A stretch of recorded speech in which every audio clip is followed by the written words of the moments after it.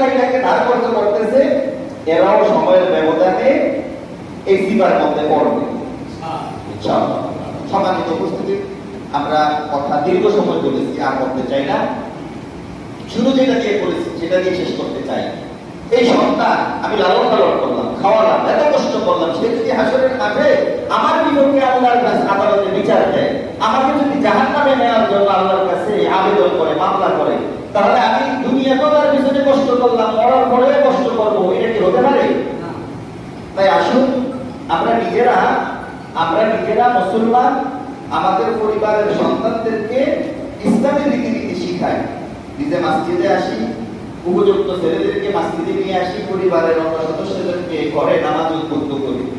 নামাজ নিয়মিত আদায় করলে ব্যক্তির দ্বারা অনেক অপরাধী বন্ধ হয়ে যাবে, কারণ এটা কোরআনের ভাষা। আল্লাহ বলছেন ইন্না সালাতা তানহা আনিল ফাহশাই ওয়াল মুনকার। সালাত এত বড় একটা হাতিয়ার যেটা মানুষকে অনেক অপরাধ থেকে বিরত রাখে।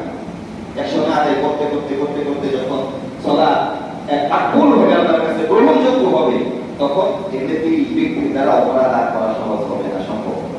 তাই আসুন, বাংলাদেশ জামাত ইসলামী আপনাদেরকে আহ্বান করতেছে, জামাত ইসলামের এই আহ্বানে সারাদিন সংক্ষিপ্ত হোক, নিজে নামাজি হোক, পরিবারকে নামাজি বানান, রাষ্ট্র সমাজ সব জায়গায় মানুষগুলোকে নামাজি বানানোর জন্য আপনারা একাত্রিত হন। আপনারা